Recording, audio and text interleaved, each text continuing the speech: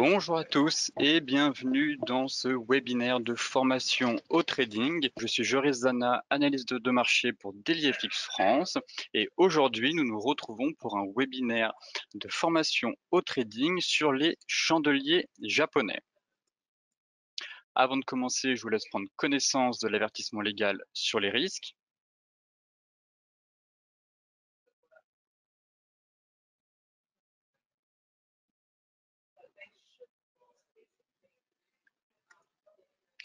Très bien. Alors, il y a 2 semaines, on avait étudié la partie 1 des chandeliers japonais. Donc pour les nouvelles et les nouveaux, je vous invite directement après cette formation à aller sur notre chaîne YouTube, dans la playlist de DailyFX Université et à consulter, à visionner la partie 1 pour avoir les connaissances et les bases pour maîtriser la partie 2. Donc on va quand même faire une petite piqûre de rappel sur les chandeliers japonais. Alors, pour celles et ceux qui nous rejoignent, les chandeliers japonais, aussi appelés les Japanese candlesticks, sont avant tout une manière de représenter les cours de bourse parmi tant d'autres. En sélectionnant les meilleures figures qu'on appelle les patterns, les chandeliers japonais peuvent être extrêmement efficaces sur les marchés financiers. À défaut de fournir des signaux opérationnels clairs et nets, les configurations de bougies japonaises constituent très souvent un excellent élément analytique de l'état des forces du marché. Enfin, pour celles et ceux qui souhaitent approfondir vos connaissances dans les chandeliers japonais, je vous recommande essentiellement les lectures de Steve Nissen. C'est lui qui a démocratisé et vulgarisé les chandeliers japonais. Il a rédigé 2 ouvrages, un qui s'appelle Chandeliers et autres techniques d'Extrême-Orient et le second qui s'appelle Les chandeliers japonais. Donc je vous invite fortement à lire ces ouvrages si vous souhaitez connaître en détail et approfondir vos connaissances sur les chandeliers. Alors, avant de commencer, on va faire un rappel de la partie 1. Alors, durant la première partie, on a vu la représentation des cours. On a vu la dégradation d'un ou plusieurs éléments de la bougie, que ce soit l'ombre, le body, l'upper shadow, le lower shadow. On a étudié le pattern simple et courant qu'on appelle le gap, avec les gaps qui se non refermés et les gaps tout court.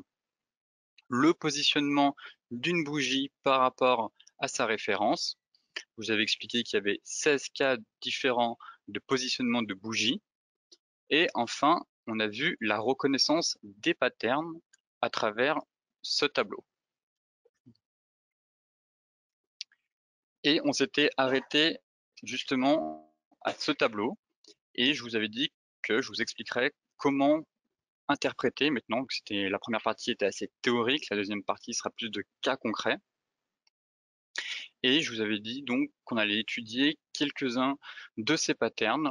Alors malheureusement, je n'ai pas pu tous les faire parce que ça prend énormément de temps pour rédiger et trouver tous les patterns et surtout vous expliquer toutes les conditions et critères de chacun des patterns. Il y en a énormément. Ce que j'ai fait à la place, c'est que j'ai retenu les plus importants pour moi, sachant que je vais quand même vous énoncer pas mal de conditions, comment les analyser correctement pour prendre vraiment une décision optimale.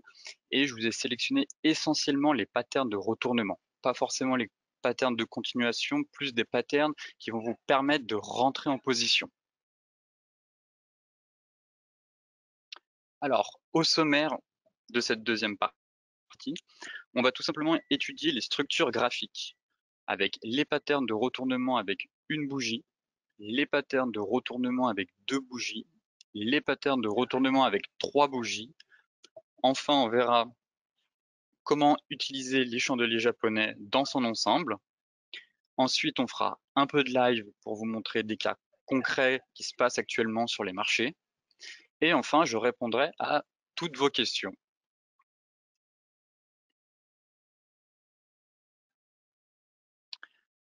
Alors tout de suite, on va commencer avec le marteau comme pattern de retournement. C'est une structure avec une seule bougie. Comme vous pouvez le voir ici, Sur ce graphique-là, nous avons des marteaux. Les marteaux se caractérisent par plusieurs éléments. Si vous voulez, vous avez une longue ombre basse ici, qu'on appelle le lower shadow, comme je vous disais. Donc cette ombre basse doit être supérieure au moins à 2 fois le corps de la bougie qui est ici. Donc là, c'est le cas. Vous voyez que votre mèche est supérieure à 2 fois le corps. Pareil ici, ça passe pile poil. Enfin, ce qu'il faut vous dire, c'est que vous devez quasiment ou pas du tout avoir de mèche haute, qu'on appelle de upper shadow. Là, on en a une toute petite, donc là, c'est bon. Il ne faut pas que cette mèche haute, si vous voulez, soit supérieure au corps de votre bougie. Là, on n'est plus dans un marteau. Donc là, pour le moment, c'est bon. Là, on a un petit peu de mèche, mais on n'est pas supérieur au corps de la bougie. Et dans ce cas-là, lui est vraiment parfait car on a une dégradation du upper shadow, de la mèche haute. Et derrière, c'est une figure, un pattern de retournement de tendance. Comme vous pouvez le voir, à chaque fois, le marché chute et derrière, à l'apparition de cette bougie, le marché se retourne. Enfin, un deuxième élément important dans cette configuration, ça va être, en fait, pour vous expliquer, c'est une structure avec une seule bougie. Et plus on va monter avec des structures de 2 ou 3 bougies, plus les patterns vont être puissants. Étant donné que c'est un pattern avec une seule bougie, certains techniciens préfèrent attendre la confirmation avec la bougie suivante. Voilà, ici on a une bougie suivante verte qui est supérieure au close ici de votre bougie. Donc elle va confirmer le pattern. Et ici c'est la même chose. Là, le close se fait au-dessus de la bougie. Enfin, deuxième élément qui est important, mais ça n'a pas trop d'importance non plus, c'est la couleur de votre corps. Ici, elle est rouge et là, c'est vert. Donc, certes, ça a un peu plus d'importance si le corps de votre bougie, ici de votre marteau, est dans le sens de la tendance à retourner, mais s'il ne l'est pas, comme ici, ce n'est pas grave, ce n'est pas forcément une condition discriminante. Ok, ça va être plus une condition de renforcement, mais elle n'est pas obligatoire pour valider le retournement de la tendance.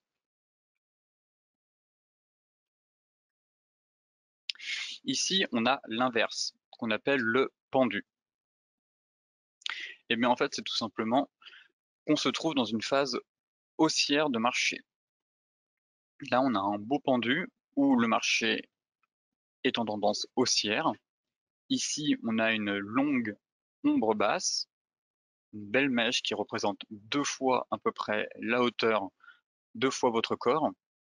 Ici, la mèche haute, on a quasiment une dégradation, mais elle n'est pas supérieure à votre corps. Et derrière, le marché commence à plonger suite à l'apparition de ce pattern.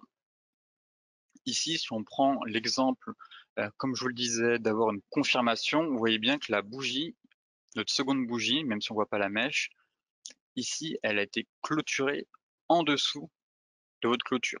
Donc là, le pattern est validé. Après, il faut savoir placer son stop. En général, vous avez plusieurs éléments pour placer un stop sur un pattern. C'est bien souvent, on le place au-dessus de la bougie. Mais si il apparaît sur une zone de résistance ou de support, dans ce cas-là, il faudra placer au-dessus de votre résistance ou en dessous du support pour pas vous faire stopper. Donc imaginons que là il y avait une grosse résistance à ce niveau-là, on le place au-dessus.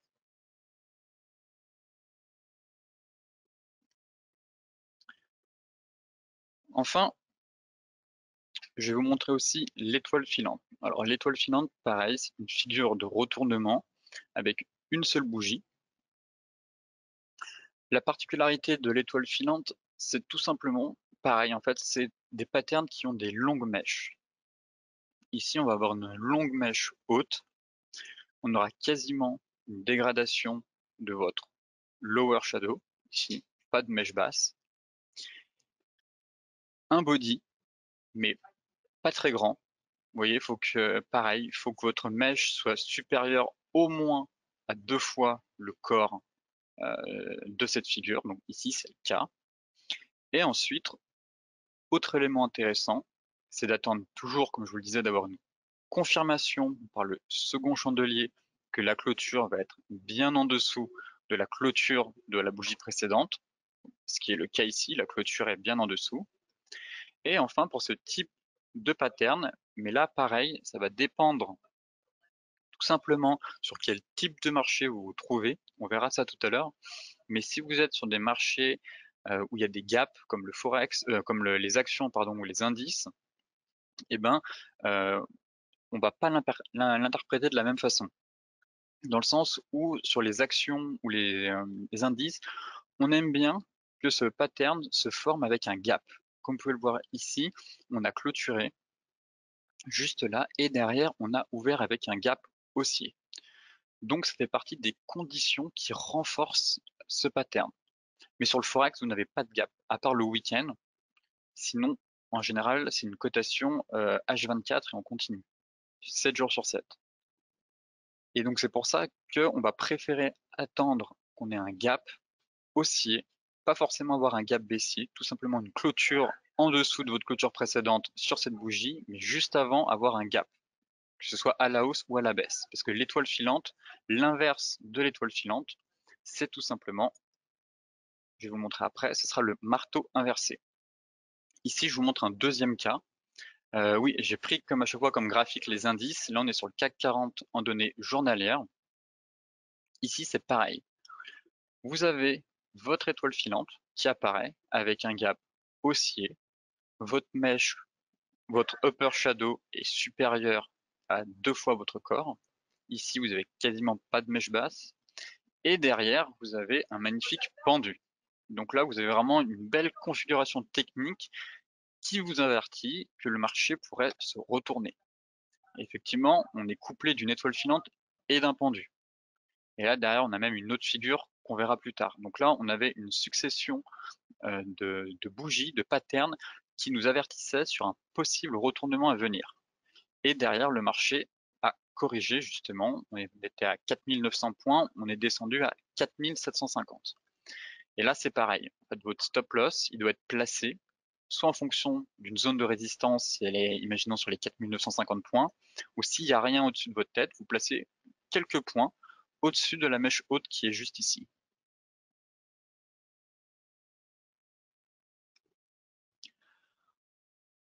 Enfin, comme je vous le disais, l'inverse du marteau inversé, de l'étoile filante, pardon, c'est le marteau inversé. Seulement que au lieu de se trouver dans un sommet, on se trouve dans un creux de marché et la configuration reste la même. C'est exactement la même chose, seulement qu'on est dans un creux de marché. On a une mèche haute qui est supérieure au moins à 2 fois le corps de la bougie, pas de mèche basse ou une quasi-dégradation, ici c'est le cas, et on ouvre avec un petit gap baissier. Vous voyez, par rapport à votre bougie précédente, on a fait un gap baissier. Et derrière, on était sur une zone de support. En plus, ici, si vous tracez voilà, votre zone en reliant les points bas qu'il y a là, vous êtes vraiment sur une zone de support. Donc le stop se plaçait en dessous. Et le but, on était un peu dans un range, c'est de venir chercher dans un premier temps la zone d'équilibre du range. Donc là, ça aurait été à peu près les 5350 points.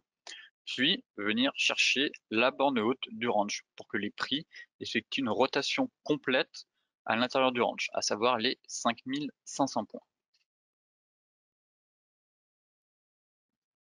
Maintenant, pour résumer tout ce que je viens de vous expliquer, en gros, le marteau et le pendu sont définis par 4 critères.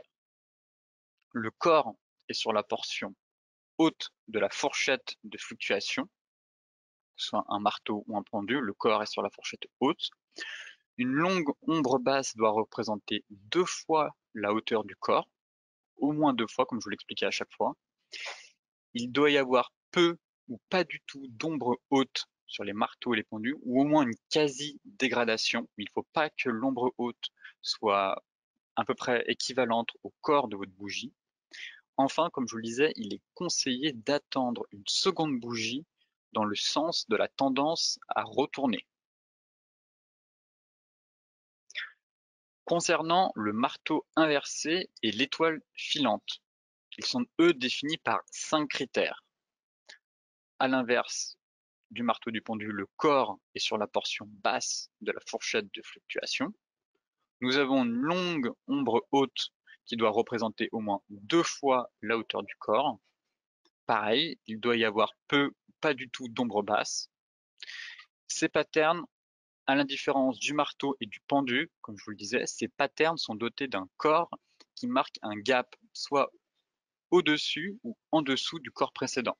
Donc ce sera en dessous pour le marteau inversé et au-dessus pour l'étoile filante, comme je vous l'ai expliqué. Enfin, comme on est sur des patterns avec une seule bougie, il est conseillé d'attendre une seconde bougie dans le sens de la tendance à retourner. Ces patterns sont avant tout redoutables dans une stratégie de trading range. C'est pas forcément des patterns que je vais utiliser pour prendre une position pour jouer un retournement de marché. Parfois, le marché va se retourner, mais avec le recul, je trouve que ce sont des patterns qui fonctionnent mieux dans une stratégie de trading range, où là, tous les patterns fonctionnent, mais voilà, sur vraiment, si vous avez une grosse tendance, que ce soit sur des indices ou sur des actions, je vous le montrerai tout à l'heure, vous verrez que les patterns qui fonctionnent le mieux sont ceux avec 2 ou 3 bougies. Il arrive justement que les patterns avec une bougie fonctionnent, mais le trading, c'est avant tout une question de probabilité et il faut les mettre un maximum de notre côté. Et parfois, je trouve que même si toutes les conditions que je viens de vous citer sont réunies, eh ben, ça ne suffit pas à retourner un marché. Est-ce que vous avez des questions déjà sur les patterns de retournement avec une seule bougie pour qu'on puisse passer aux 2 bougies?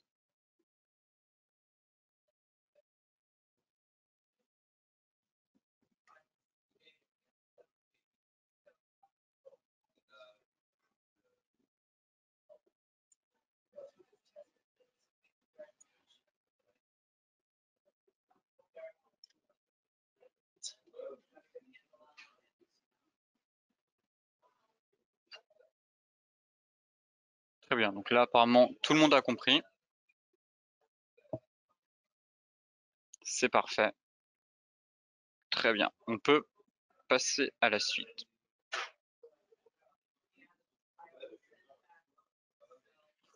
Alors, concernant les patterns sur les différentes unités de temps, ça change rien. En fait, là, si vous voulez, je vous ai pris des patterns daily pour faire simple parce que, en fait, on a souvent des gaps dans certains patterns, mais on verra tout à l'heure quand on fera une session de trading live comment on adopte, on va dire, comment on adopte une différente stratégie en fonction du forex ou des indices. Là, j'ai pris essentiellement des cas sur les indices parce que d'un point de vue, si on est très puriste, voilà, c'est facile de les identifier, je trouve, et on a toutes les conditions qui sont réunies. Mais en soi, les chandeliers japonais fonctionnent sur toutes les unités de temps, que ce soit en daily, weekly, mensuel, 4 heures, 15 minutes, 1 heure. Là-dessus, il n'y a pas de doute, ça fonctionne sur toutes les unités de temps. Personnellement, je préfère l'analyse des chandeliers japonais sur le daily et le weekly. Moi, je suis plus du style à faire du swing trading, mais je trouve qu'en daily et en weekly, le fonctionnement et la reconnaissance des patterns est plus simple que sur d'autres unités de temps, tout simplement parce qu'on a des gaps. Et moi, j'affectionne particulièrement les patterns où il y a des gaps. Maintenant, on va passer au pattern de retournement avec avec deux bougies qu'on appelle le piercing pattern. Ou en français, il me semble que ça veut dire ligne pénétrante. Alors, ici, je vous ai pris cette slide, on est sur le CAC 40 en données mensuelles. Donc, comme je vous le disais, on avait vu la semaine dernière que les gaps sont très rares en mensuel. Donc là, chaque bougie représente un mois. Ici, on est sur le CAC 40 à fin 2019, quand l'indice venait de perdre quasiment 1000 points en ligne droite. Alors, on était à 5500 points on est venu taper les 4005 points sur mèche, donc 1000 points en ligne droite en l'espace de 3-4 mois.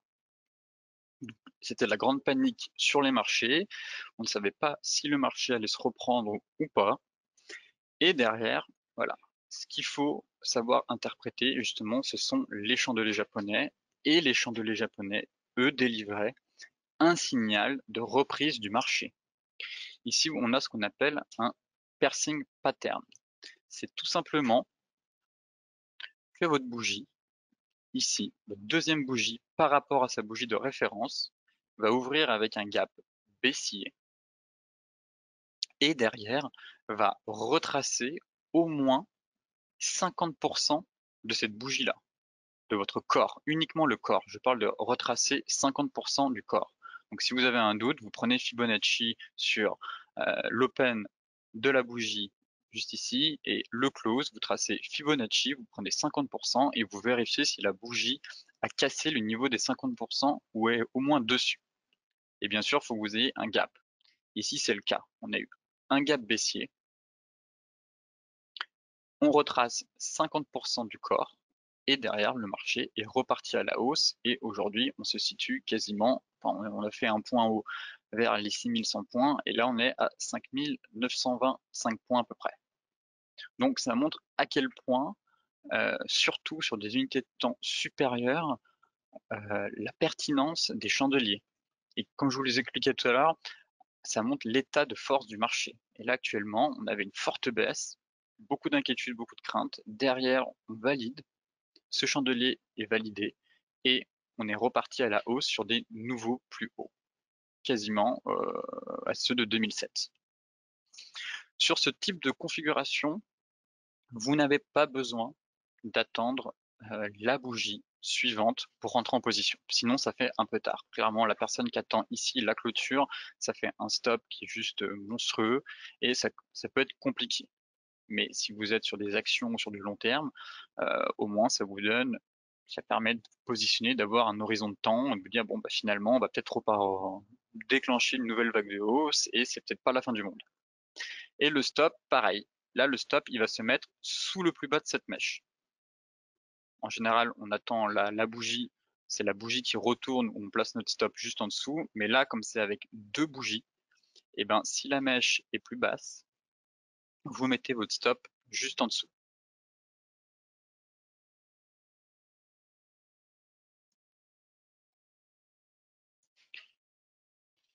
Ici, maintenant, on va passer, pareil, à l'inverse du piercing pattern, qu'on appelle le dark cloud cover.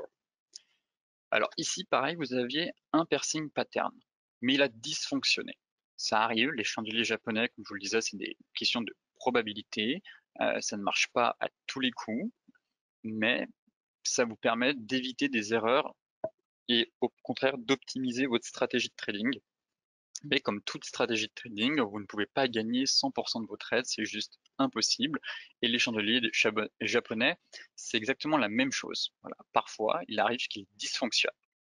Et ici, c'est le cas. Quand on a eu la chute du Dow Jones, on a eu un magnifique piercing pattern. Vous voyez, on ouvre avec un gap à la baisse, on retrace bien les 50% du corps précédent, mais derrière, si vous placez votre stop juste ici, même si le marché est reparti, cette mèche venait sortir tous les acheteurs, clairement. Donc là, cette mèche, voilà, clairement, elle sort tout le monde, et derrière, même si le marché repart à la hausse, mais c'est juste pour sortir tous les acheteurs. L'inverse du piercing pattern, c'est tout simplement le dark cloud cover. Et si vous voulez, la structure reste identique, c'est exactement la même. Dans le sens où, au lieu d'avoir un gap baissier, vous avez un gap haussier. Là, vous pouvez voir qu'on a un léger gap haussier. Derrière, on retrace justement plus de 50% du corps vrai.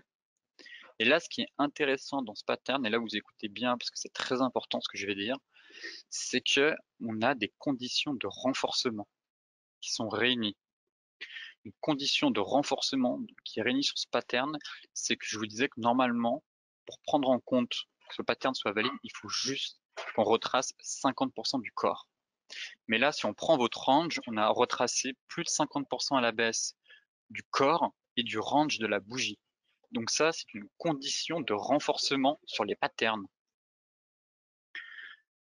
Normalement, c'est juste le corps, mais quand, imaginons là, le range de cette bougie-là, là, le corps, ça commence ici, l'open, le close, et le range, c'est le plus haut, le plus bas. Et si on retrace plus de 50% donc, du corps, qui est bon, mais aussi du range, du plus haut et du plus bas, donc, ça renforce le pattern. Donc, il est encore, voilà, il va être plus puissant. C'est exactement le cas qu'on a eu ici. Le pattern est juste parfait. Toutes les conditions sont réunies, plus la condition de renforcement. Donc, le marché, derrière, part à la baisse.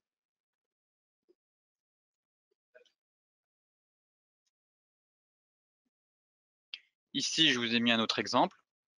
Encore une fois, là, tout simplement, on ouvre à la hausse, on avale, et là, il me semble qu'on retrace aussi justement quasiment, alors j'ai pas mesuré, mais il me semble qu'on passe presque les 50% du range. Mais voilà, le pattern est validé, on est sur le CAC 40, en données journalières, le marché ouvre à la hausse, Dark Cloud Cover, et derrière, fin de hausse. Le marché corrige en direction, je crois qu'on est même venu fermer le gap ici. J'ai pas la suite du graphique, mais de mémoire, on est venu fermer le gap juste là, qui avait eu lieu pendant l'élection présidentielle. Et une fois qu'on est venu fermer le gap, eh ben, le marché est reparti à la hausse. D'où l'importance du précédent chapitre où je vous disais que les prix sont toujours attirés par les trous de cotation. Donc, quand le marché cap, tôt ou tard, le marché est amené à venir combler les gaps parce que les prix sont attirés par les trous de cotation. Donc, ça peut être dans l'immédiat ou 3-4 semaines, voire plusieurs mois après, mais tôt ou tard, le gap sera fermé.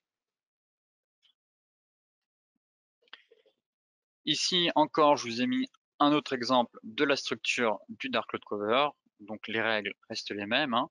Et bien sûr, chose que je n'ai pas dite, que je tiens à préciser, c'est qu'il faut qu'il y ait une tendance à renverser.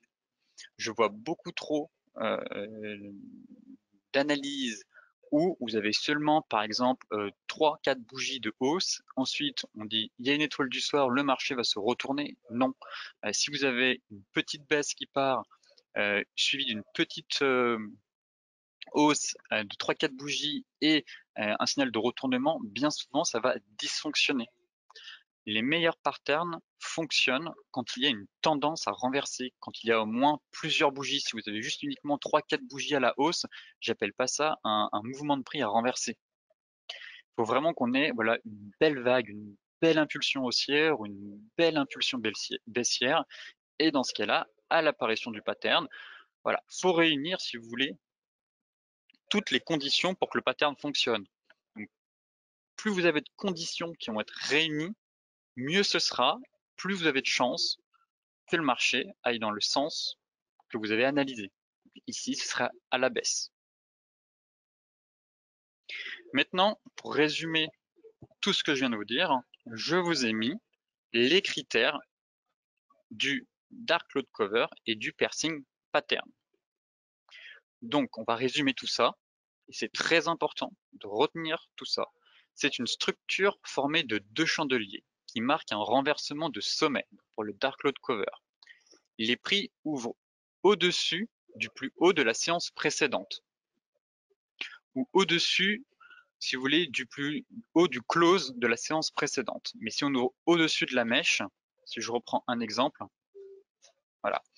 Ici, on a ouvert au-dessus du close. Donc c'est bon, on a notre gap haussier.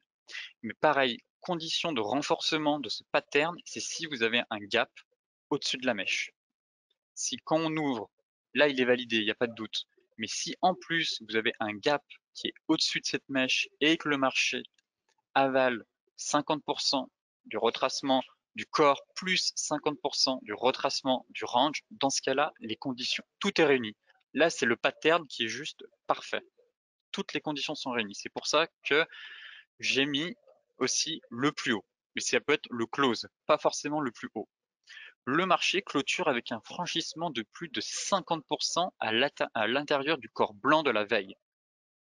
Corps blanc, en général, quand je dis corps blanc, ça peut être une séance de hausse ou c'est corps vert, et inversement, un corps noir, ce sera une séance baissière, et sinon c'est un corps rouge. Conditions de renforcement. En fait, là, c'est tout simplement, si vous avez un doute sur le pattern, comment l'identifier? Eh bien, tout simplement, l'open de votre bougie qui va renverser, donc l'open de T plus 1 est supérieur au close de T. Donc si l'open de T plus 1 est supérieur au high de T, donc de votre bougie précédente, c'est une condition de renforcement. Le high de T plus 1 est supérieur au high de T. Donc ici, il faudrait qu'on ait une mèche haute qui soit supérieure à cette mèche haute. Donc le high de T plus 1 supérieur au high de T. Donc là, c'est les conditions de renforcement.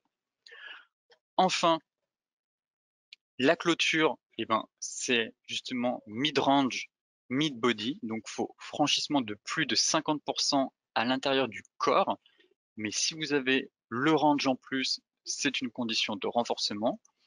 Et enfin, la clôture de votre bougie précédente doit être supérieure à l'ouverture de la bougie. Donc, ce qui est le cas ici. Votre clôture, ici, vous voyez qu'elle est bien supérieure. Si elle est inférieure, on est dans un autre type de pattern qu'on verra juste après. Est-ce que c'est bon pour tout le monde? D'abord, je vais quand même faire, ici c'est l'inverse en fait, c'est tout simplement, c'est juste l'inverse.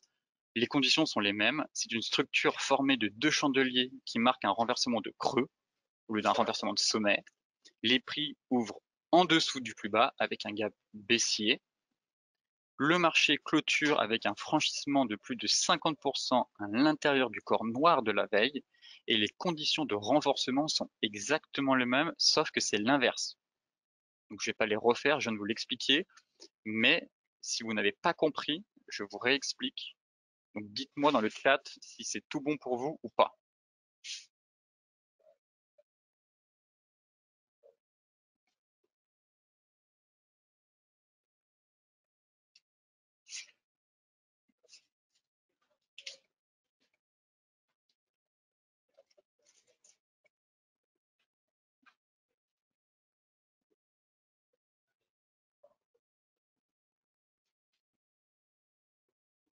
Ok, bon. Tout le monde a compris? C'est parfait. Donc si vous avez compris ça, c'est vraiment essentiel. Et ça, il faut vraiment le connaître par cœur. Vous voyez un pattern qui ressemble à ça, vous prenez toutes les conditions ici. Et sauf s'il n'y a pas la condition de renforcement.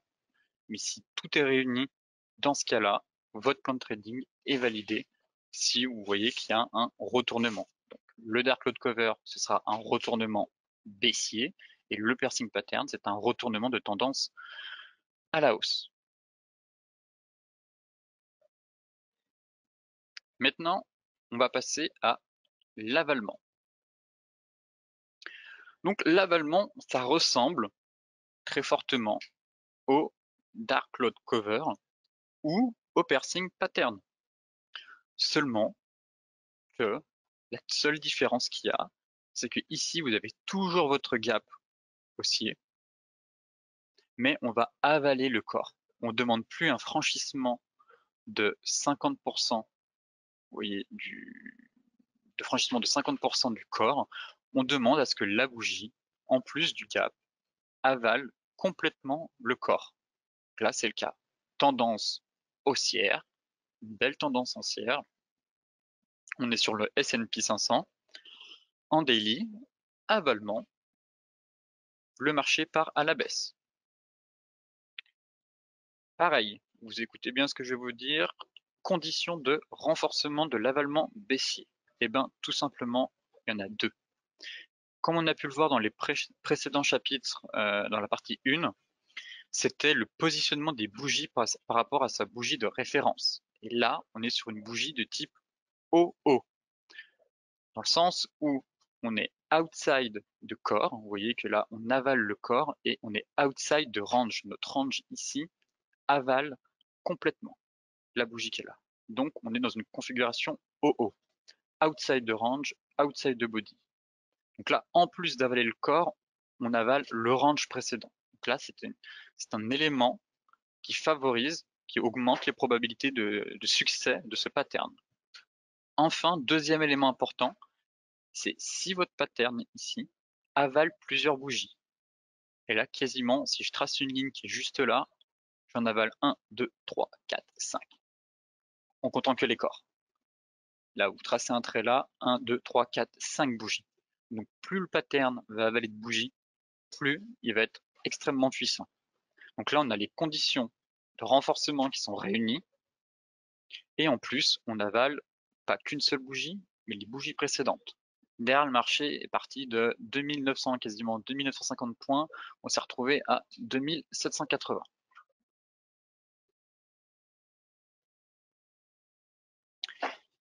Ici, pareil, je vous ai mis le contraire, à savoir l'avalement haussier. Et l'avalement haussier, c'est exactement la même chose. Seulement que vous allez avoir un gap baissier et vous allez avaler la bougie précédente. Donc là, en fait, on est dans une tendance haussière. Allez, on va pas retourner, on retourne pas vraiment à la tendance, puisqu'on est dans une tendance haussière. Mais on a un repli. Là, on a une petite étoile filante. C'est parfait. Ici, qui nous indiquait justement le marché va sûrement subir une correction. Correction. Et là, le signal de retournement pour repartir dans le sens de la tendance. Et là, c'est pareil. C'est un avalement, encore une fois, avec les conditions de renforcement qui sont réunies. Pareil, comme je vous le disais tout à l'heure, normalement, on va juste demander que le gap baissier soit en dessous de l'ouverture. C'est une condition de renforcement si vous avez un gap qui se fait en dessous du plus bas. Voilà, donc là, on a la condition de renforcement parce qu'on est encore sur une bougie OO, outside de range et outside de body. Et pareil, on avale le range et le corps. Donc là, la bougie, toutes les conditions sont réunies pour retourner le marché et reprendre à la hausse sur le Dow Jones.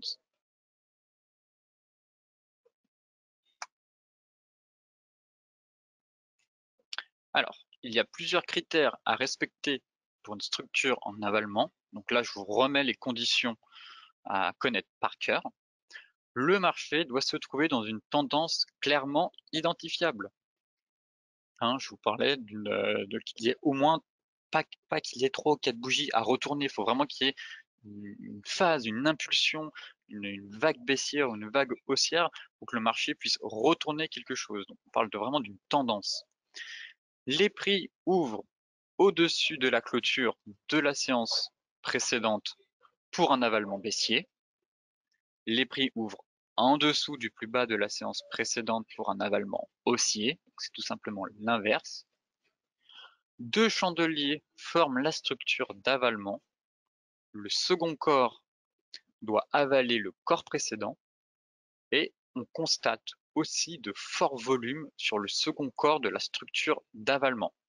Donc ça, c'est essentiellement vrai sur les indices, sur les actions, où vous allez pouvoir voir mettre du moins les volumes afin d'avoir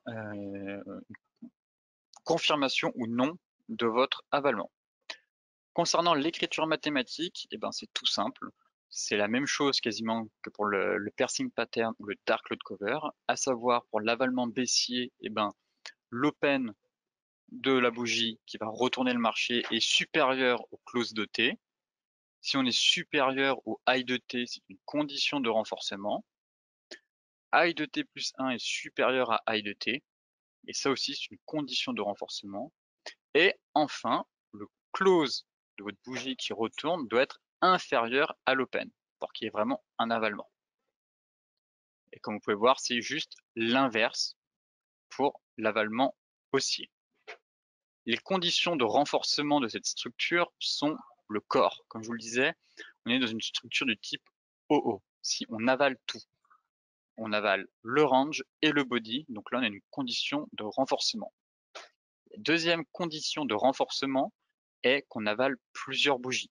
Comme je vous l'ai montré sur le S&P, où on avalait quasiment En plus d'avoir d'être du type OO, on avalait 5 bougies. Donc, de base, le pattern, c'est ces critères-là à respecter. Si tout ça est bon, vous rentrez en position. Vous pouvez prendre votre trade. Si en plus, vous avez les conditions de renforcement, c'est que du bonus. Mais voilà, si vous voulez connaître l'avalement baissier et haussier dans tous ces critères, c'est ça qu'il faut connaître. Est-ce que vous avez des questions sur ce pattern ou est-ce que c'est clair?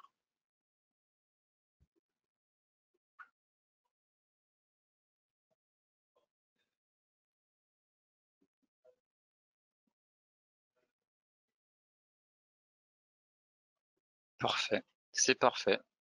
Tout le monde a compris, donc c'est génial. On passe à la suite.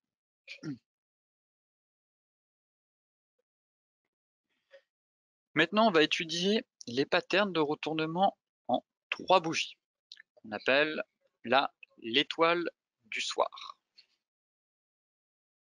Eh bien, ici, je vous ai mis plusieurs cas d'étoile du soir. L'étoile du soir, c'est une structure de retournement à la baisse. Ici, on est sur le Dow Jones et on a 3 étoiles du soir.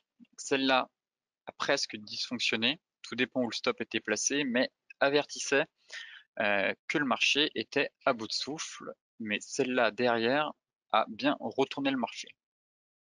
Donc l'étoile du soir, tout simplement, ça va être un corps blanc ouvert, donc une bougie qui fait un corps, avec un gap. La seconde bougie donc va faire un gap à la hausse. Vous allez avoir un petit corps comparé à la première bougie. Et ensuite, la troisième bougie, elle, c'est une bougie baissière qui va, voilà, qui a beaucoup de corps en général. Il ne faut pas qu'elle ait trop de mèches et il faut qu'elle clôture. Ça va vraiment après dépendre de la volatilité, dépendre de votre analyse, mais on demande à ce qu'elle clôture à l'intérieur du corps de la première bougie, juste ici. Mais il arrive parfois que là, par exemple, il y a vu le gap, si on avait eu comblé le gap, c'est aussi bon. Mais si on veut être vraiment pour les puristes, normalement, c'est une clôture d'au moins 50% de la première bougie. Là, vous voyez ici justement, on a une étoile du soir et la clôture se fait juste en dessous. Et pourtant, ça a bien fonctionné. Parce que là, on avait aussi ce qu'on appelle des conditions, des critères, enfin, du moins des conditions idéales.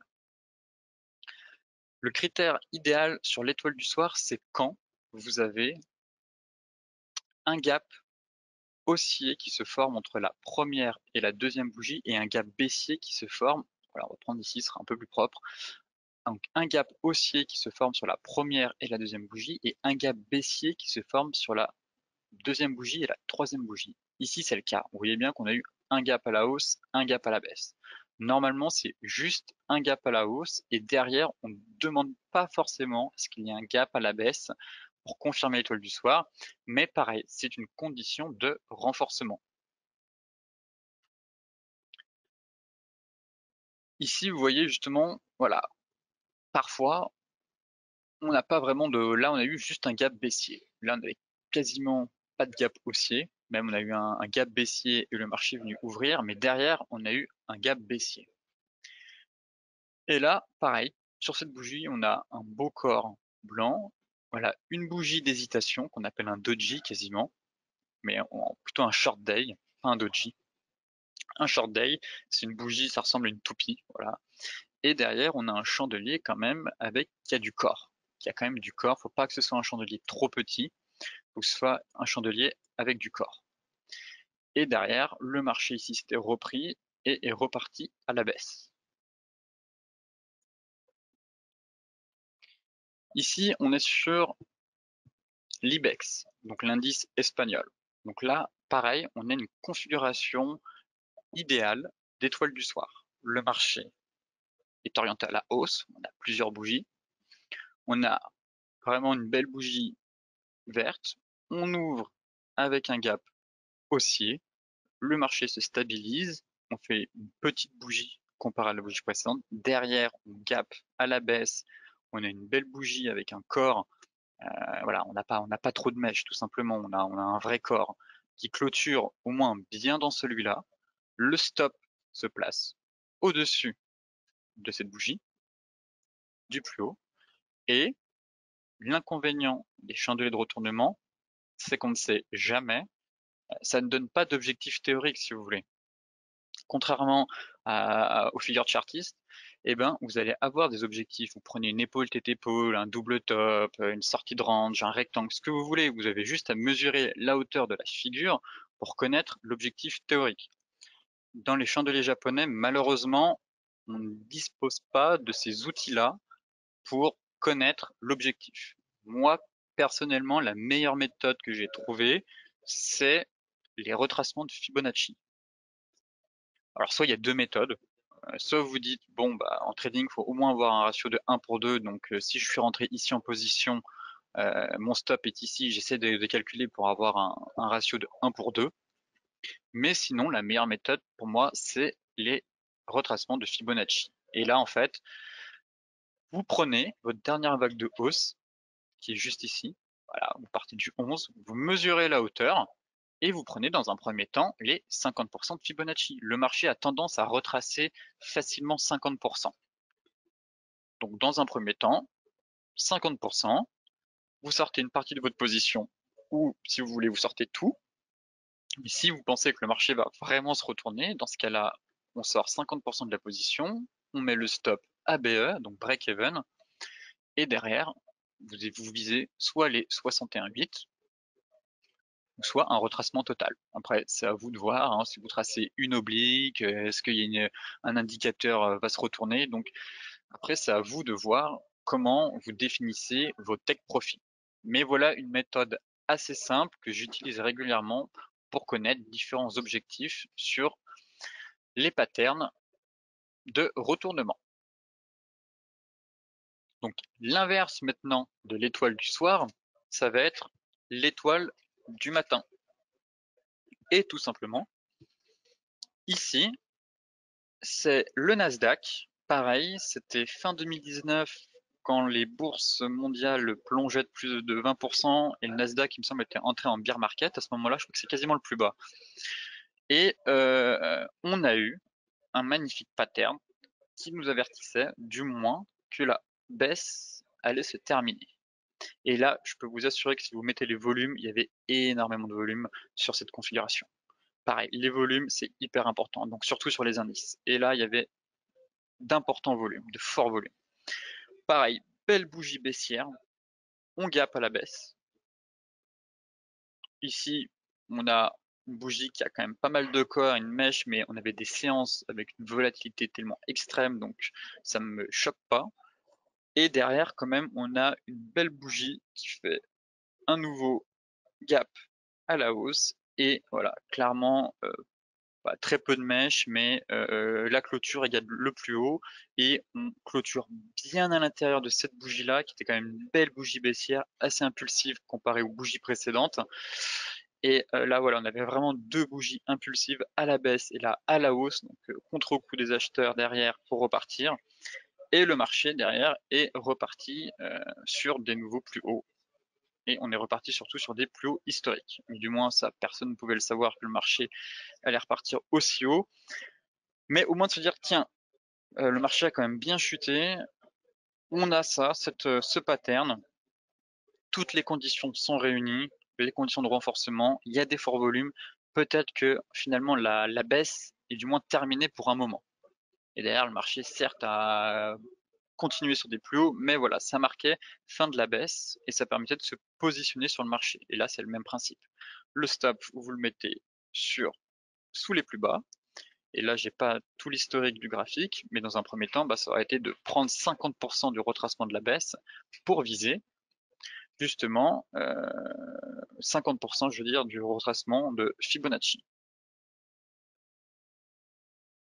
Ensuite, on a une variante dans les étoiles du matin et les étoiles du soir, qu'on va appeler les étoiles du matin Doji ou les étoiles du soir Doji. C'est exactement la même chose. Les conditions avec le gap, la troisième bougie qui doit avoir retracé bien dans le corps de la bougie de la première bougie sont exactement les mêmes. En fait, on dit étoile du matin doji parce qu'on va avoir une longue mèche. Ça va ressembler à un doji, tout simplement, comme ici. Euh, voilà, cette bougie-là, ou très peu de corps, ou avec une longue mèche. Donc c'est un doji. Je trouve que ces patterns sont plus puissants que les étoiles du matin ou les étoiles du soir. Voilà, quand vous avez une étoile du matin doji ou une étoile du soir doji, c'est encore un critère de renforcement, de retournement de la tendance. Et là, on est sur le pétrole en données journalières. Et pareil, autre élément, bien sûr, pour que les patterns fonctionnent un maximum, c'est qu'ils interviennent sur zone. Au début, quand je commençais un peu le trading et même l'analyse, j'avais tendance à prendre tous les patterns en compte. Ah, là, il y a un Arami, là, il y a un Dark Cloud Cover, là, il y a ci, là, il y a ça. Et au final, ce que je me suis rendu compte, c'est que il faut analyser les zones, à savoir les supports et les résistances. Et plus vous avez des patterns ou des figures de retournement qui interviennent dans des zones de prix, plus c'est une probabilité de fonctionner. Là, carrément, ici, on avait une étoile du soir. Là, ça ressemble. Mais derrière, le marché est complètement parti à la hausse. Parce qu'on n'avait pas un niveau de prix, il y avait rien de particulier. Ici, on n'était pas sur un niveau. Alors que ici, vous voyez bien que si je trace un support horizontal, ce pattern intervient sur un support. Donc, plus vos patterns, ça c'est extrêmement important ce que je vous dis là, c'est plus vos patterns interviennent sur des zones de prix, mieux c'est. Et plus la probabilité de succès est importante. Donc ici, voilà, sur le pétrole, on est sur support. Le marché fait une étoile du matin doji et est reparti à la hausse en direction quasiment des 66. Là, pareil sur le Brent, mais seulement qu'on est en hebdomadaire. Comme je vous le disais, on peut utiliser les chandeliers japonais sur toutes les unités de temps, que ce soit en mensuel, que ce soit, tout à l'heure je vous ai montré le CAC, on était sur du mensuel, là je suis fait du journalier, là on est sur du weekly, du hebdomadaire. Donc pareil, là c'est quand le pétrole, en même temps que les marchés, durant 2018 a plongé, passé de 85 à quasiment 50, on se met en hebdomadaire et on avait notre étoile du matin doji qui nous avertissait de tiens, possiblement on va avoir une fin de baisse. Donc à partir de là, il faut aller arrêter de vendre et se dire prudence, le marché pourrait maintenant euh, repartir à la hausse. Et c'est exactement le cas. Belle bougie baissière, on a notre doji ici, hein, on a très peu de corps, on a des longues mèches. Derrière, une belle bougie qui vient quasiment, voilà, qui, euh, qui refranchit voilà, bien le corps de la première bougie et le marché est reparti à la hausse. Même principe, on mesure 50% voilà, du retracement de la dernière vague de baisse et on obtient un premier TP qu'on prenait. Là, on est vraiment sur du swing. Hein. Vraiment, on prenait, vous voyez, c'était validé janvier. L'objectif était atteint quasiment en mars. Mais voilà, l'objectif a été atteint et le pétrole a continué à monter même un peu plus. Mais voilà comment ça peut vous aider, du moins, à analyser le marché si vous êtes en position, si vous devez sortir de position, ou au contraire, si vous devez entrer en position. Donc, les critères de l'étoile du matin, bah, c'est une structure de renversement de creux. Elle se compose principalement d'un grand corps noir suivi d'un petit corps qui trace un gap descendant. Le troisième jour est un corps blanc ou vert qui revient bien à l'intérieur du corps noir ou rouge de la première bougie. Enfin, une étoile du matin idéale devrait avoir un gap de part et d'autre du corps de la ligne du milieu. Voilà. Si vous avez un gap de chaque côté, c'est encore mieux. Sinon, c'est juste euh, un seul gap après la première bougie, pas forcément sur la troisième bougie, celle qui va re-rentrer à l'intérieur du corps de la première bougie. Là, vous n'êtes pas obligé d'avoir un gap. C'est pareil, une condition de renforcement. Enfin, l'étoile du soir, eh ben, c'est tout simplement l'inverse. C'est une structure de renversement de sommet. Elle se compose d'un grand corps blanc suivi d'un petit corps qui retrace un gap ascendant. La structure idéale, je vous réexplique, c'est un gap entre le premier et le second corps, puis un deuxième entre le second et le troisième corps. Enfin, le critère principal concerne l'étendue de l'intrusion du corps noir du troisième jour dans les corps blancs du premier jour. Je vais vous montrer avec un exemple tout à l'heure pour montrer l'importance de la troisième bougie.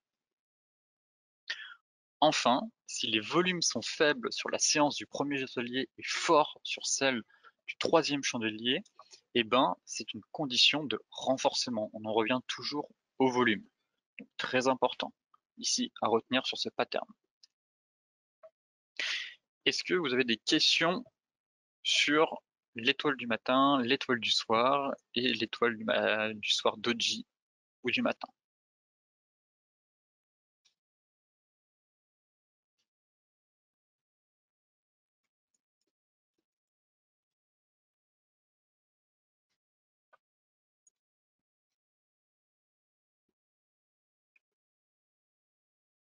Personne n'a des questions, c'est parfait. Si juste une. Sur le Forex, les gaps sont rares, hormis le lundi. La lecture des bougies et patterns reste-t-elle la même dans cette condition? Oui, on va analyser ça après en live. Justement, je vais vous montrer moi ce que j'aime bien faire sur le Forex le week-end, à l'ouverture le dimanche, c'est de repérer les gaps, tout simplement. Et on va voir ça. Mais du coup, la lecture va être différente. Là, on est vraiment dans une lecture assez pour les puristes, où c'est la structure idéale que je vous montre. Mais sur le Forex, vous n'avez pas forcément les gaps. Mais ça n'empêche pas qu'il n'y a pas d'étoile du soir ou d'étoile du matin. Bien au contraire, il y en a quasiment. Seulement qu'il faut enlever les gaps. Sauf parfois quand vous avez des gaps sur le Forex avec une structure comme ça, bah là en fait c'est pour du Forex c'est comme si c'était une condition de renforcement. Sur les actions, en fait ce sera tout simplement la condition du pattern. Et sur le Forex, comme il n'y a pas de gap, lorsque vous avez des gaps sur une étoile du matin, et ben en fait ça va en plus être une condition de renforcement tout simplement. Mais ça, on verra ça juste après.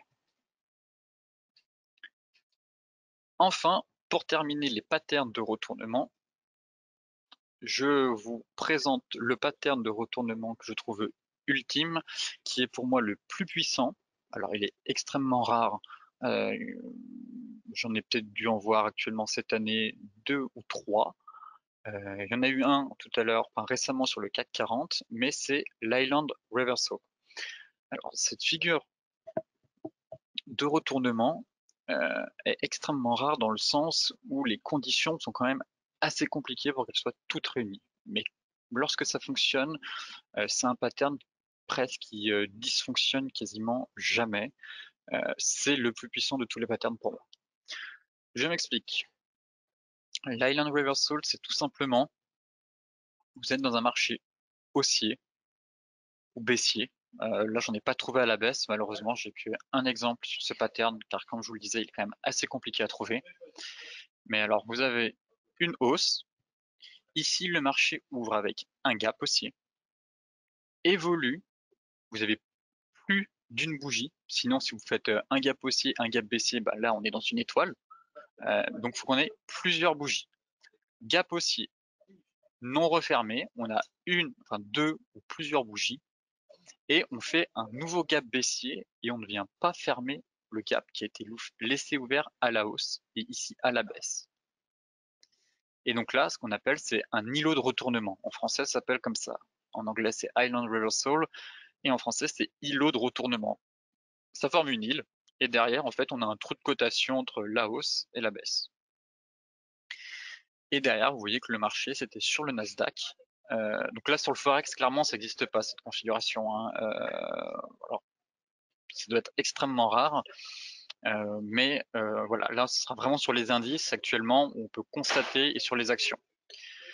Alors là, ça. Et derrière, le marché a quand même, on était à 7200 points, on a perdu 1000 points en ligne droite. Donc c'est vraiment une structure très très puissante.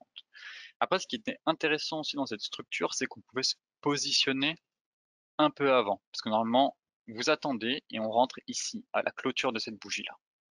On rentre à la clôture, on a confirmation que le gap n'est pas refermé, donc on peut rentrer à cette clôture. Et le stop, eh ben, en général, c'est soit vous le placez au-dessus, ou soit vous essayez d'avoir un ratio risque-reward pas trop mauvais et donc vous placez au moins au-dessus du gap. Faut pas que le gap, qu'une bougie vienne fermer le gap. Donc ce serait à peu près juste ici pour pas avoir un stop trop large, même si derrière le marché a perdu quasiment plus de 1000 points, il y a quasiment 1000 points en ligne droite. Mais l'élément qui était intéressant sur ce pattern, je trouve, c'était en fait l'avalement qu'on avait ici. Vous voyez, on était sur les plus hauts historiques et on avait le premier avalement. Donc là, ça nous mettait en alerte. On se disait, ah tiens, On a un avalement, donc les personnes, certains sont rentrés en position clairement ici, mais le coup de grâce, c'était le gap qu'il y a eu juste ici. Là, clairement, euh, on savait. Euh, techniquement, voilà, ça confirmait facilement l'avalement qu'il y avait ici. On pouvait dire, tiens, on va avoir un repli, mais le fait qu'il y ait ce gap-là à la baisse, ici à la hausse, qui confirme l'Island Reversal, donc ça confirmait vraiment le retournement de marché à prévoir dans les prochaines séances. Donc voici le pattern de retournement le plus violent, le plus ultime, tout simplement, qui échoue très très très rarement, mais c'est une configuration technique qui apparaît vraiment très peu de fois. Ensuite, pour terminer, avant de passer au live, je vais vous montrer l'utilisation des chandeliers japonais. Tout simplement, ici, on a notre tendance haussière qui se met en place. Et là, voilà pourquoi je ne joue pas, du moins, je ne suis pas fan pour prendre, enfin, du moins, pour espérer une rotation, un retournement de marché sur les chandeliers de retournement avec une seule bougie, dans le sens où, vous voyez ici, voilà, on a plein de doji, on a des pendus, voilà, on a un pendu, on a encore un pendu ici, là, on a quasiment même un avalement, mais voilà, on avait plein de bougies d'hésitation. Là, au final, on pensait que le marché elle est là, on peut se souvenir de très loin, on est sur le DAX, et on avait vraiment pas mal de bougies d'hésitation, mais à une seule bougie. Et finalement, le marché ne s'est pas retourné. Derrière, au contraire, bougie impulsive, ça a sorti tous les vendeurs. Là, de avoir beaucoup de monde qui vendait, on voyait toutes ces bougies, voilà, ces doji qui suivaient les uns les autres, avec un peu des étoiles, elle est quasiment filantes, mais des pendus, voilà, une succession de pendus. Derrière, il y avait beaucoup d'indécision du marché, mais ça n'a pas fonctionné. Ces patterns-là ont dysfonctionné et le marché est parti à la hausse et a ouvert en gap. Ici, on a un bel avalement, clairement, avec toutes les conditions de renforcement, hein, puisqu'on avale le corps et on avale plusieurs bougies. Le marché est parti à la baisse. Voilà, on a eu une correction du marché.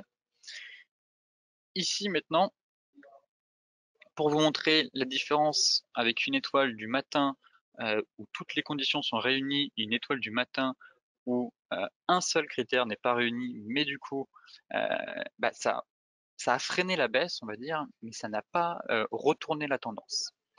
Ici, vous voyez que vous avez votre étoile du matin qui intervient sur une belle zone de support. Donc, parfait. On est quasiment sur une étoile du matin. Ça pourrait être un doji vu l'ombre basse relativement importante. Ici, on a une belle bougie baissière, un doji, gap baissier, gap haussier, tout est réuni, c'est parfait. Et on a une belle bougie avec un corps qui clôture bien, au moins dans la première bougie. Derrière, le marché est reparti à la hausse.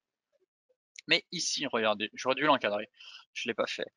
Euh, ici, on a aussi une étoile du matin. Parfaite, une étoile du matin doji. On a notre bougie baissière, notre doji, mais regardez la bougie là.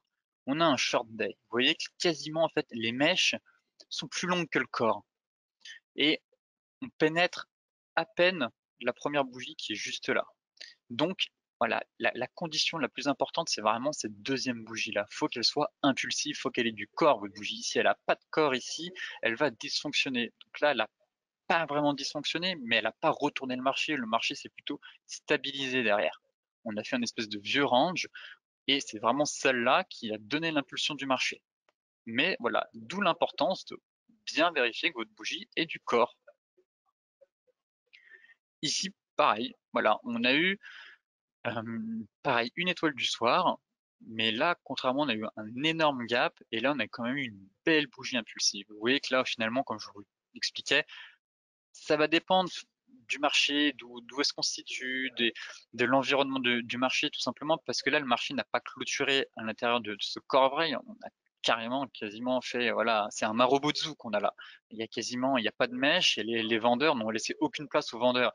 Donc tout de suite, on se met en alerte en se disant, tiens, ouais, cette bougie est quand même, ok, certes, on clôture pas comme ici, dans le corps de la première bougie, mais cette bougie est quand même relativement importante. Et sinon, toutes les conditions sont réunies. On a le gap haussier et on a quand même une belle bougie impulsive. Et derrière, le marché, effectivement, est bien parti à la baisse. Et puis on se trouvait aussi sur un niveau de résistance. Là, quasiment, on avait presque, il me semble, si je me dis c'est bon, on avait un double top. Voilà, ici on avait un magnifique double top, donc sur zone de résistance, étoile, boum, c'est validé. On casse la ligne de coup sur cette bougie. Et derrière, le marché a perdu pareil, plus de 1000 points. Maintenant, si je me mets sur le CAC 40, eh bien, c'est pareil. Pour analyser le CAC, ici, on avait un gros range à un moment donné. Si je trace ma ligne de support juste ici, et à peu près, on mordait un peu, on avait de l'excès, mais on avait un range compris entre 5200 et 5500 points. Donc là, on a notre avalement. Ici, on est arrivé sur support, et quand on est dans un range, eh ben, on achète le bas du range et on vend la bande haute. Entre temps, il y a la zone d'équilibre, et bon, on évite de trader dans la zone d'équilibre du range où c'est un peu la machine à laver, je trouve. Mais voilà, le mieux pour une stratégie gagnante sur le long terme, c'est achat en bas et vente en haut. Ici, on arrivait sur le bas du range et on avait justement notre avalement.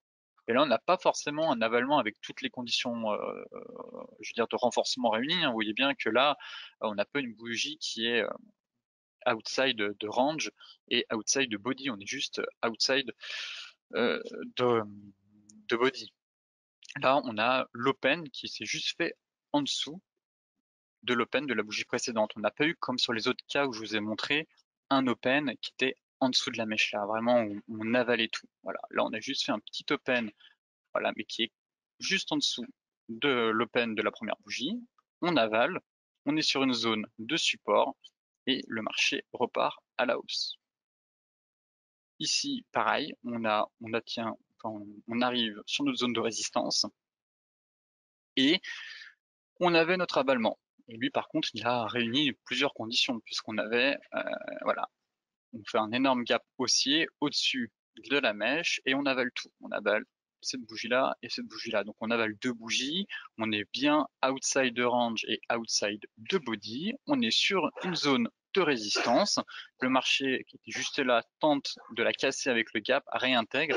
Derrière, le marché est reparti sur la borne basse du range. Ici, on avait un petit marteau inversé et éventuellement, bon, pourquoi pas, je l'ai pas encadré, mais là, il y avait un marteau inversé. Ce qui me dérange, c'est qu'on n'avait pas vraiment le gap baissier, comme je vous disais, pour vraiment bien valider cette structure. Mais voilà, il est validé avec la bougie. Derrière, le marché est un peu reparti, mais bon, ça serait fait stopper carrément en fait sur la mèche du marteau. Et ici, vous avez un marteau qui est lui un peu mieux positionné. On voit que la mèche ici est vraiment venue chercher ce niveau de prix. Marteau, l'ombre basse deux fois supérieure au corps, confirmé avec la bougie suivante pour avoir du moins la clôture de la bougie suivante s'est faite bien au-dessus. Hop, le marché est retourné sur la borne haute. Et ainsi de suite. Voilà un peu comment on peut analyser les chandeliers japonais. Du moins, c'est plutôt, là, j'ai pas tout analysé tous les chandeliers japonais parce que ce serait trop long, mais principalement ceux que je vous ai expliqués durant ce webinaire. Est-ce que vous avez des questions avant qu'on passe au live et que je vous montre deux, trois cas intéressants pour terminer ce webinaire?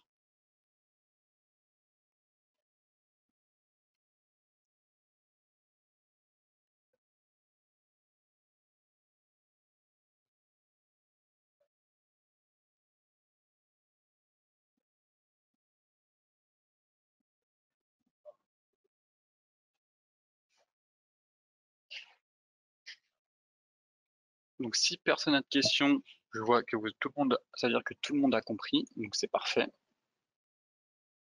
Je laisse encore quelques instants avant de passer au live pour vous montrer quelques cas intéressants qu'on a eu cette semaine et les autres jours même, mais au moins qu'on puisse voir les indices et sur le Forex. Oui, le replay sera bien sûr disponible sur notre chaîne YouTube d'ici en fin de journée, je pense, le temps que je puisse que l'enregistrement se fasse. Mais bien sûr, vous aurez le replay si vous souhaitez revoir cette formation au chandelier japonais. Alors, on va passer au live.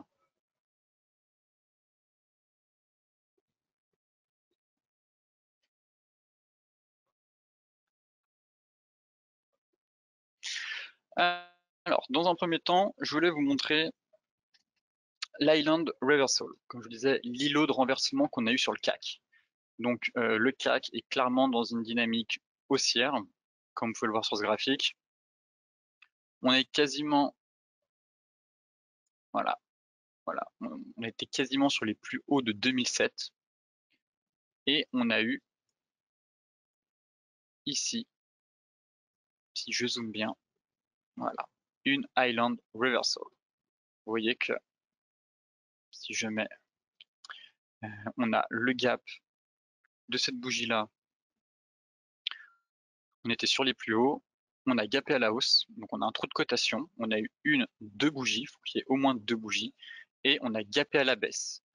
Juste ici, il y avait bien, je vais mettre en grand écran,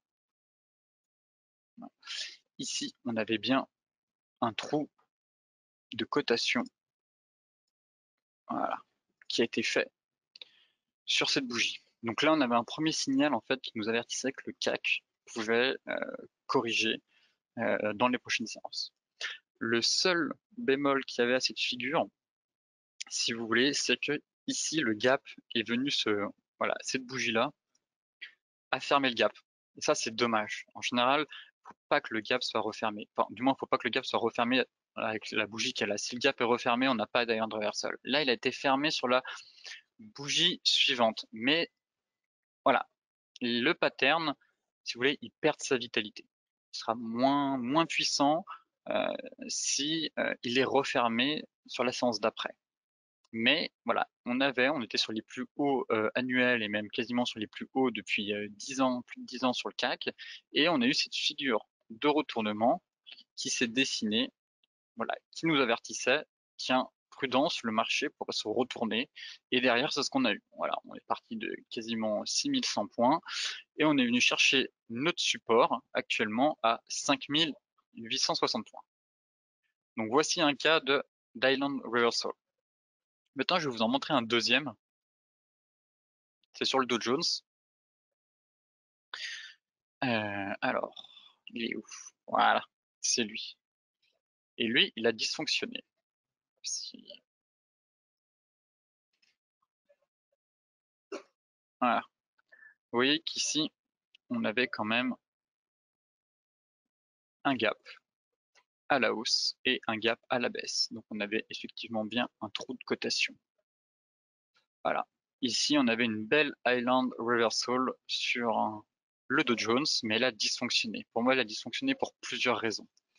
Je préfère les îlots de retournement qui sont vraiment sur des sommets de marché. Et là, on se trouvait pas sur un sommet de marché. En fait, le sommet de marché, il était là. Donc, si on avait eu l'îlot de retournement ici, c'était quand même un peu mieux que de se dire, tiens, là, ça manquait. Le marché n'était pas sur des plus hauts, n'était pas vraiment sur une belle tendance à renverser. Je trouve que là, ici, on avait une belle vague haussière. On aurait eu de quoi renverser quelque chose. Là, voilà, les plus hauts, on n'était pas sur des plus hauts. Donc, premier élément qui indiquait que le marché pouvait éventuellement faire dysfonctionner cette figure. Et enfin, derrière, on avait quand même notre canal qu'on pouvait déjà commencer à tracer. Et en fait, le marché est venu buter sur la borne basse du canal. Et derrière, qu'est-ce qu'on a eu? Quand je vous disais l'importance des chandeliers sur zone, c'est tout simplement, on a eu un marteau ici. Vous voyez, qui est intervenu sur la borne basse de notre canal. Et derrière, le marché est complètement reparti à la hausse. Donc voilà des cas, les deux seuls cas pour le moment de l'année que j'ai constaté sur, ou du moins sur les indices où il y avait des island reversal, des îlots de renversement. Ce sont des configurations techniques assez rares, comme je vous le disais, mais si vous pouvez les repérer, honnêtement, quand toutes les conditions sont réunies, c'est vraiment des figures de retournement extrêmement puissantes. Maintenant, on va passer sur le Nasdaq.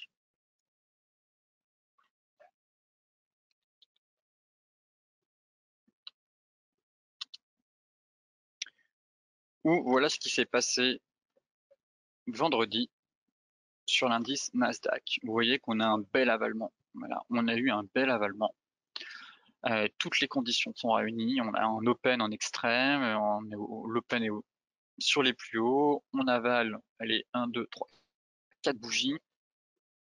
Le marché est parti à la baisse, mais voilà, moi, après c'est mon avis personnel, c'est mon analyse, je pense que vu les critères qu'on a qui sont tous réunis, je m'attends à une correction plus profonde. Mon scénario sera invalidé, bien sûr, si le marché retourne au-dessus des 9300 points, mais là, pour moi, on avait un signal de retournement, du moins de correction à venir sur l'indice Nasdaq. Et je trouve que la correction n'est pas assez profonde. Comme je vous le disais, en travaillant avec les retracements de Fibonacci, comme ici, si je les enlève, voilà, je prends ma dernière vague de hausse, hop, et je prends 50% de Fibonacci. Et on n'est même pas venu chercher les 38. Donc certes, le Nasdaq est très fort, il y a les résultats d'entreprise, en plus on a Apple qui va publier aujourd'hui, les résultats sont excellents, donc on va bien voir ce que ça va donner sur l'indice Nasdaq, mais voilà, j'ai un scénario plutôt pour le moment, moi c'est mon avis personnel qui est baissier sur le Nasdaq, dans le sens où j'ai cet avalement, avec toutes les conditions de renforcement qui sont réunies, et derrière j'ai surtout aussi une divergence baissière. Donc ça, c'est autre chose encore. C'est pas le but du chapitre, mais comme j'ai l'indicateur qui est là en place, j'ai aussi mon avalement, voilà, qui a validé ma divergence. Et derrière, si je veux même pousser un peu plus l'analyse, alors,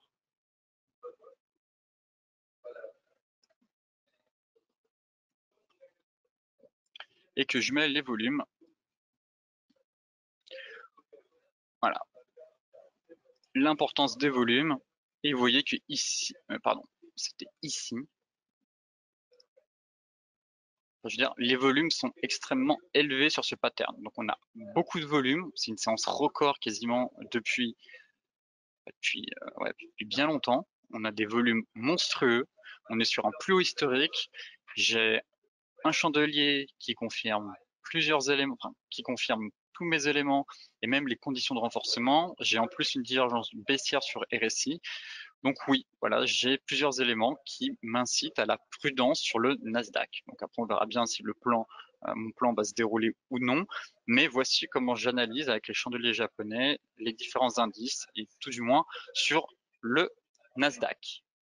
Et on a exactement la même chose sur le SP. Sur le SP500, c'est exactement la même chose aussi. On avait notre divergence baissière et on a un bel avalement ici, comme vous pouvez voir, qui vient avaler les plusieurs bougies. Et pareil, si je reprends ma technique de traçage, de retracement de 50% de Fibonacci, et ben j'avais un niveau intéressant, tout simplement, parce que j'avais des gaps ici. J'ai un magnifique gap. Hop, vous voyez, j'ai un gap ici qui n'a pas été comblé. Et pour moi, bah, les prix sont attirés par les trous de cotation, et c'était mon objectif sur le S&P, c'est de venir dans un premier temps tout simplement combler le gap, et ensuite peut-être que le marché va repartir. Je ne parle pas forcément d'avoir une correction et de parler d'un bear market, mais d'avoir une correction euh, d'au moins 50% de retracement de la dernière vague de baisse. Donc voilà un peu mes scénarios que j'ai sur les indices américains actuellement. Donc maintenant, l'avenir me dira si j'ai tort ou si j'ai raison. Maintenant, on va passer sur le Forex pour terminer, vous montrer un peu les structures sur le Forex. Alors,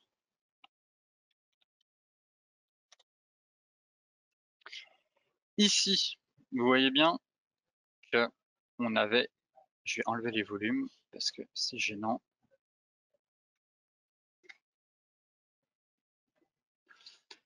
Ici, on avait tout simplement une magnifique étoile du soir.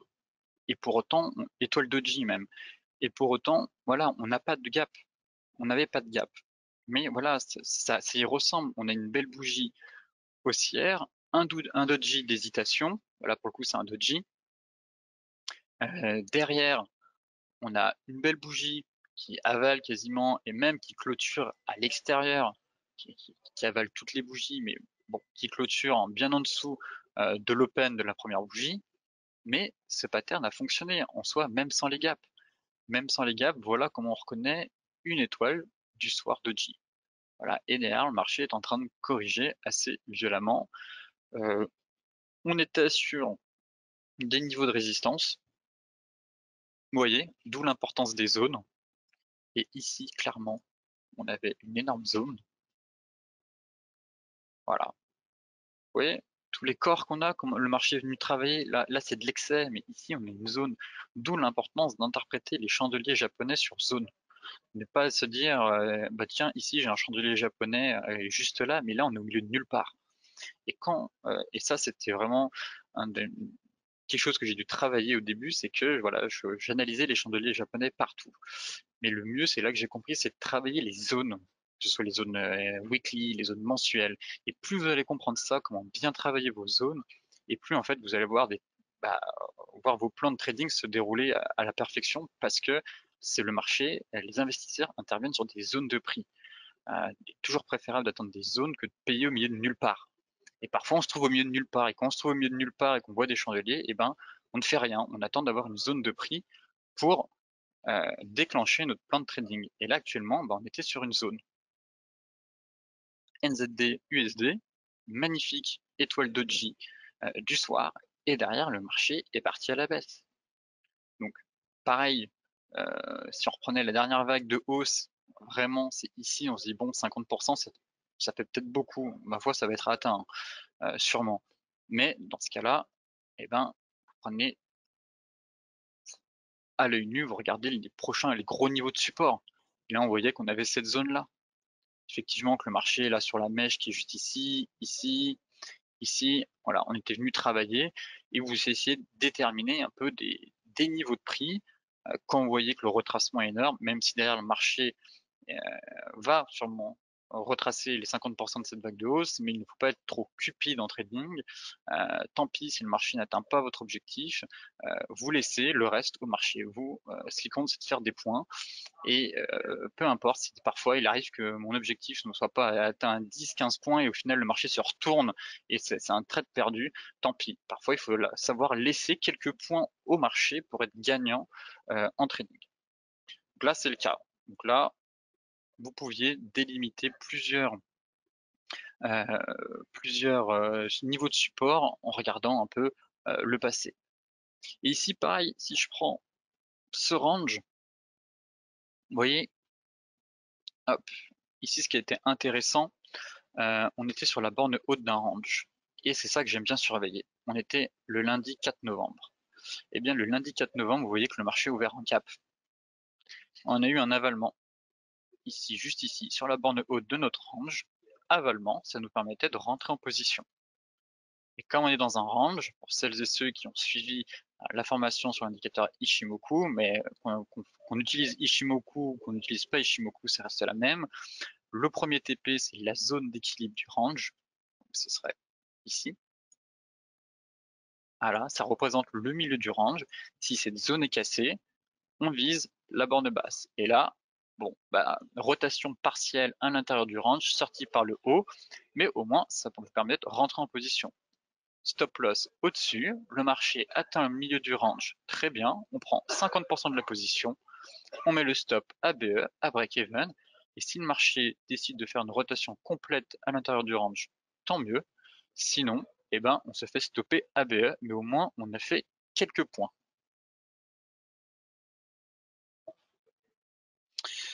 Ensuite, deux paires avant de terminer ce live, ce sera l'AUD NZD.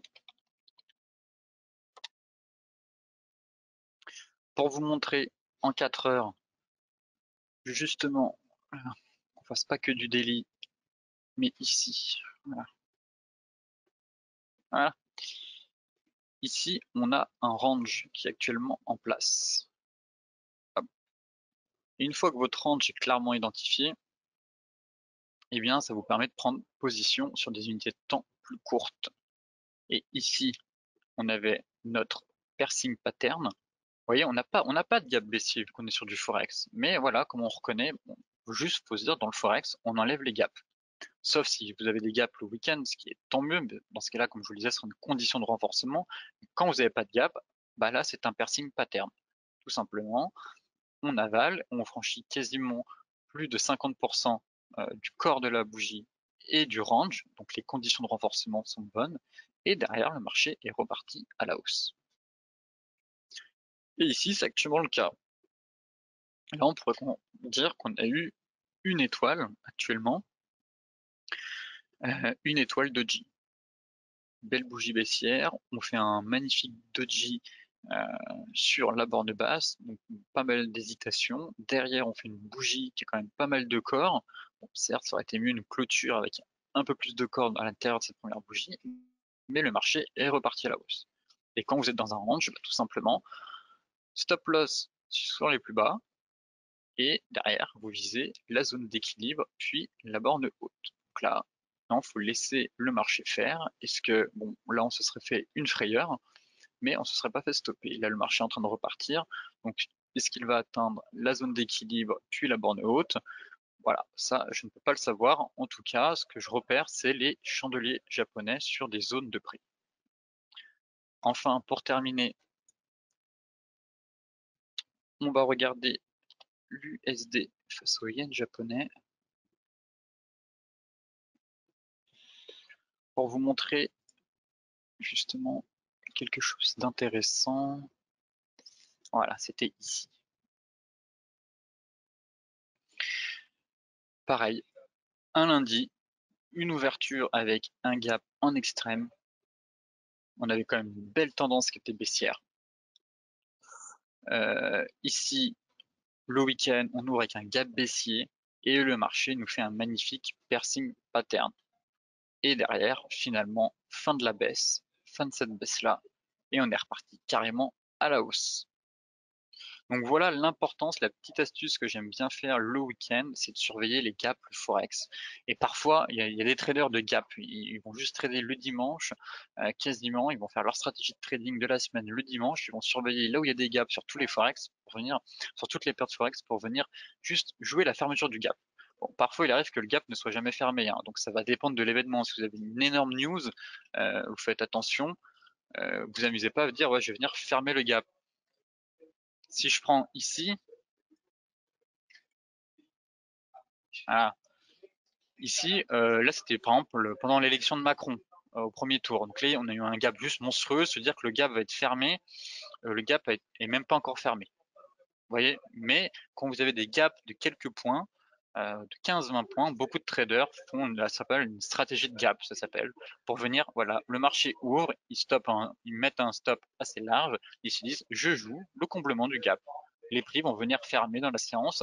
Si c'est pas une grosse news comme je sais pas moi, faut pas que ce soit l'attaque qu'on a eue récemment via le raid américain ou l'attaque de Saudi Aramco sur le pétrole où on a eu des gaps assez monstrueux. Ça a créé beaucoup de volatilité, mais parfois vous avez juste des gaps de quelques points et ça suffit pour déclencher des trades pour venir les fermer. Mais moi, c'est pas forcément une stratégie que j'adopte. Moi, ce que j'aime, c'est voir ces gaps, comment ils vont être, comment va être la bougie du lendemain, enfin du jour. Est-ce qu'on va avoir un avalement ou pas? Et j'ai remarqué essentiellement que sur des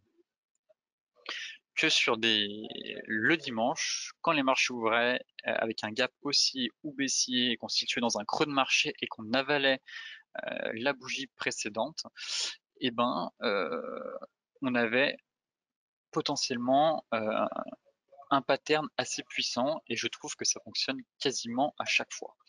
À savoir, voilà, qu'on a qui va nous faire un dark cloud cover, un piercing pattern, quasiment un avalement ou une étoile. C'est vraiment des patterns où il y a les gaps et qui confirment justement l'ascendance du jour le lundi avec un avalement ou autre. Et ben, c'est des patterns avec des enfin, comment dire, forte probabilité de réussite sur le forex. Et donc voilà un peu une stratégie que j'aime adopter le week-end, c'est de surveiller tous les gaps qu'il y a eu sur une paire de forex pour savoir si au contraire c'est juste des gaps qu'on va venir combler ou au contraire c'est des gaps où le marché pourrait venir enfoncer et venir confirmer des patterns.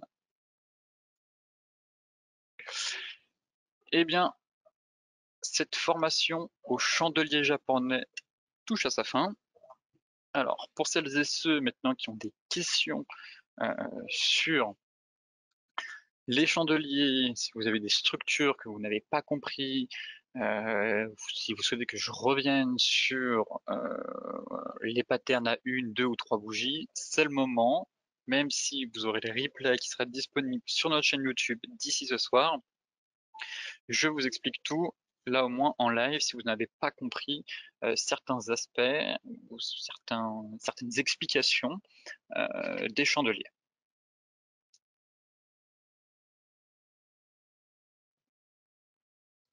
Avec ProRealTime, est-il possible de détecter les figures des bougies? Alors oui, je crois que oui, mais je préfère pas m'en servir. Je trouve que le meilleur outil, c'est l'œil humain. Et je préfère en fait toujours analyser le marché. Je suis pas fan des robots ou des bots pour analyser les marchés.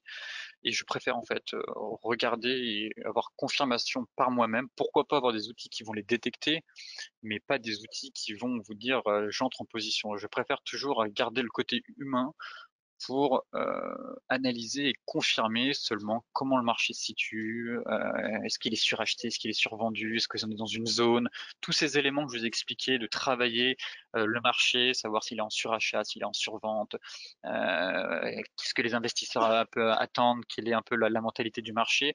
Voilà, tout ça, je trouve que les robots ne peuvent pas le sentir ou sont pas qu'on ne peut pas voir dans les figures automatiques. En fait, les patterns, c'est avant tout la psychologie des investisseurs qu'on retrouve. C'est surtout ça qu'il faut vous dire.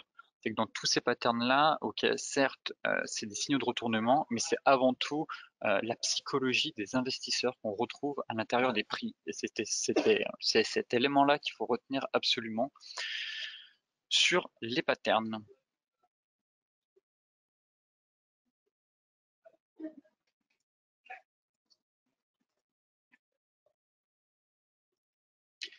Très bien. Est-ce que vous avez d'autres questions ou est-ce que je peux mettre fin à cette formation sur les chandeliers japonais? Sachant que, comme je vous le disais, malheureusement, je n'ai pas pu faire toute la formation, du moins je voulais vous présenter tous les patterns, que ce soit par exemple les haramis, les trois soldats blancs, les lignes de contre-attaque. Mais vous voyez juste là, ça m'a pris beaucoup de temps de détailler toutes les structures. Vraiment, j'ai vraiment détaillé un maximum avec toutes les conditions pour avoir une probabilité importante de réussite. Et ça prend beaucoup de temps. Il faudrait que je refasse en fait quasiment un nouveau webinaire sur, par exemple, juste les doji. Pour vous donner un exemple, j'en ai pas parlé des doji et pourtant c'est hyper important. On détecte beaucoup de choses à travers les doji, mais juste un chapitre sur les doji, ça prendrait quasiment plus d'une heure pour expliquer toutes les structures différentes qu'on peut trouver des doji et toute la psychologie qu'il y a à l'intérieur des doji. Donc juste ça, juste ce chapitre sur les changements de retournement, juste sur les doji, pardon, ça prendrait au moins plus d'une heure. Et après, on part sur un live en fait qui dure 2 ou 3 heures. Et déjà que là, le live dure depuis un petit moment. Et après, le problème, c'est que les personnes ne le regardent pas jusqu'au bout parce que ça dure trop longtemps. Et c'est bien dommage parce que il y a beaucoup d'informations dans ces webinaires. Et voilà, je vous transmets un peu tout ce que j'ai pu regrouper, que ce soit vient des professeurs ou vient des livres que j'ai lus. Et donc, c'est un condensé d'informations dans ces webinaires. Sinon, le prochain webinaire, je tiens à vous le rappeler que suite à votre vote, ce sera sur les divergences. Principalement, donc là j'ai programmé le webinaire sur, normalement vous avez peut-être dû recevoir un mail, mais j'ai pas encore changé le titre, mais c'est sur les divergences via les différents indicateurs. On avait vu, moi j'utilise essentiellement l'indicateur RSI, mais je peux vous montrer sur le MACD, le stochastique, le ROC, comment on peut détecter les divergences. Mais je le ferai sur l'ensemble des indicateurs, mais il y aurait une partie vraiment plus approfondie sur le RSI, qui est vraiment l'indicateur que je connais le mieux, que j'utilise quotidiennement. Et pareil, je vous expliquerai toutes les stratégies pour savoir quand une divergence est invalidée, quand est-ce qu'il faut sortir de position, au contraire, quels sont les objectifs qu'on peut avoir avec une divergence en utilisant aussi le ratio de Fibonacci. Donc voilà le prochain chapitre, le webinaire, pardon, et il a été planifié, que je dise pas de bêtises, je l'ai planifié le 19, il me semble que c'est le 19 février à la même heure. Donc ce sera le 19 février à 14 h et ce sera un webinaire, il n'y aura qu'une seule partie par contre, et ce sera essentiellement sur les divergences et plus particulièrement sur les divergences de RSI. Sur ce webinaire de formation au chandelier japonais touche à sa fin. Je vois qu'il n'y a plus de questions. Je vérifie quand même dans le chat, sinon je continue à répondre aux questions.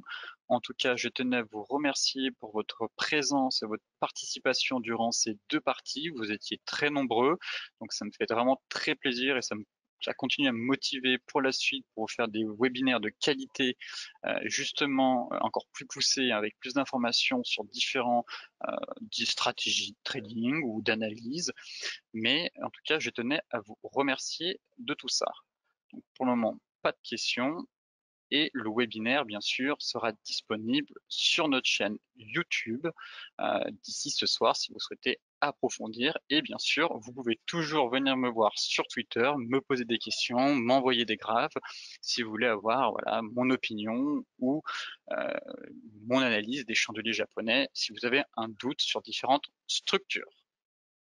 Sur ce, je vous souhaite à toutes et à tous une excellente journée, après-midi, et je vous souhaite de très bons trades. On se retrouve très bientôt, soit la semaine prochaine pour les stratégies bourse de la semaine mardi prochain, ou sinon pour le briefing des marchés qui a lieu tous les matins sur notre chaîne YouTube que je pose vers 11 h. Sinon, pour les autres, je vous donne rendez-vous le 19 février pour la formation sur les divergences avec les différents indicateurs techniques. Je vous remercie de votre présence et je vous dis à très bientôt.